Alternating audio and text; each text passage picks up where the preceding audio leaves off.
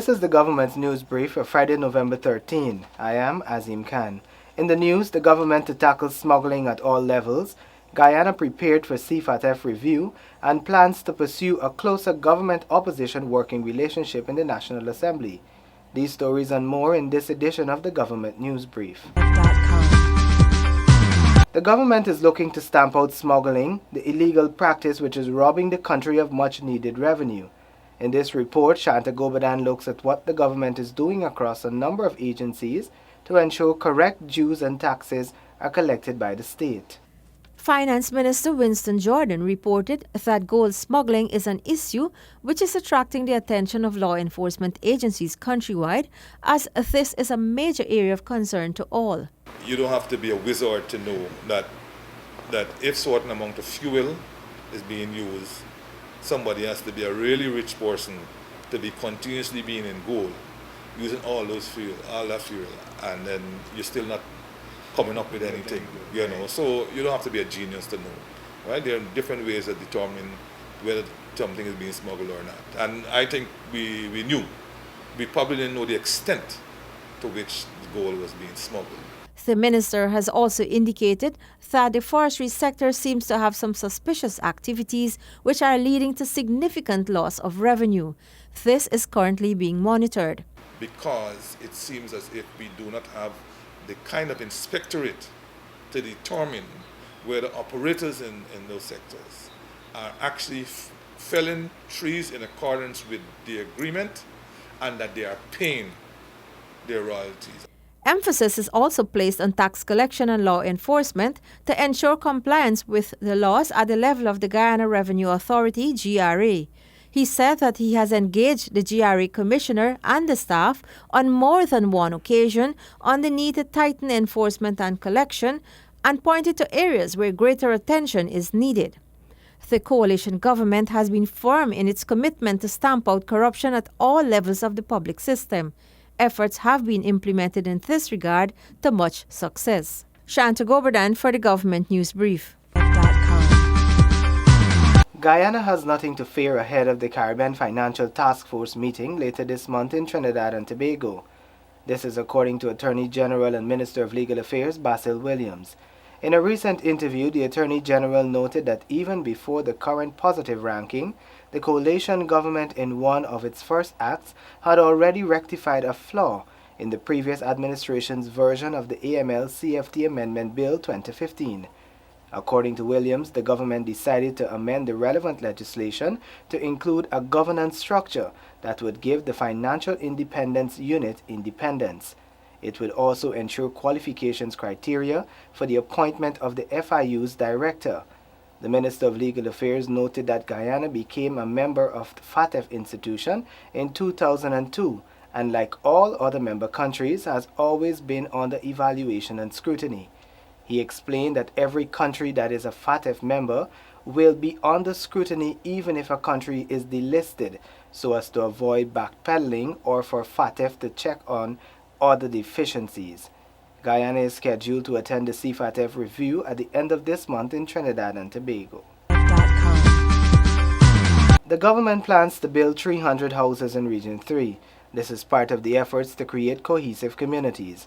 In addition, the Ministry of Communities is looking at those persons who are already allotted plots but have not done any construction. More in this Sanika Thorne report. The construction of these homes is part of the new administration's vision of providing opportunities for all to improve their quality of life by owning a home through access to service lots and housing. Region 3 has a large population and we need to address them in a special way. We have therefore targeted Sturtville, Edinburgh, Anna Katrina and Carolina Ida to build houses between now and 2020. The ministry is proposing that 50 of these houses be built in Sturtville, 50 in Edinburgh, 100 in Anna Katrina and 50 in Cornelia Ida, all villages in Regions 3. Part of the ministry's focus in Regions 3 will also see an aggressive drive towards addressing the issue of occupancy of the housing areas such as Bell West and Parfait Harmony. We have given out 100% houses the occupancy rate over there is about 60 to 65%. We are trying now to encourage those other persons who have not taken the lots in those areas to now continue to begin to build the houses. We're not very satisfied with those persons who have acquired house lots and yet have not taken it up. As the administration moves to facilitate housing in a more cohesive and sustainable manner, as part of its Vision 2020, it has promised to ensure in a holistic manner that all Guyanese have access to service, lots and housing, and to pursue a number of financing options to realize their objective.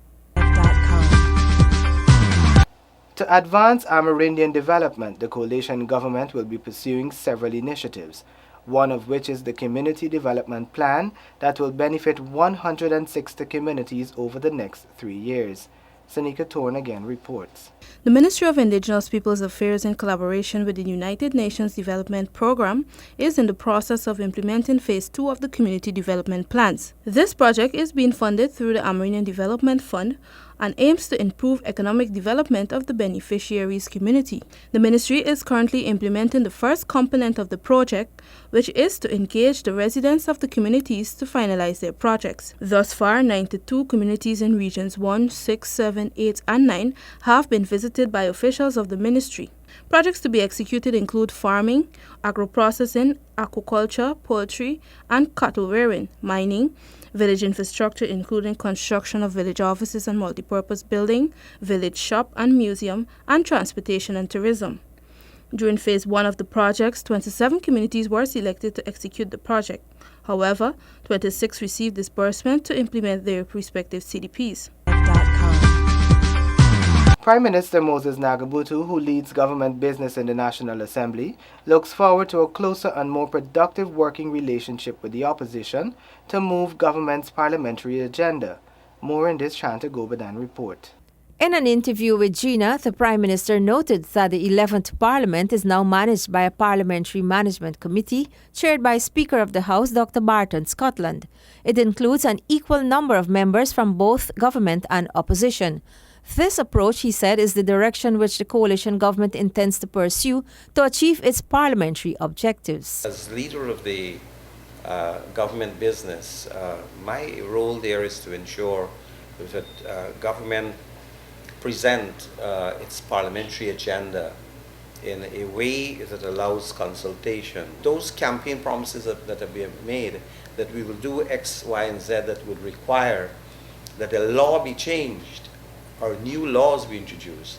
That's the role of the leader of the government business in the House.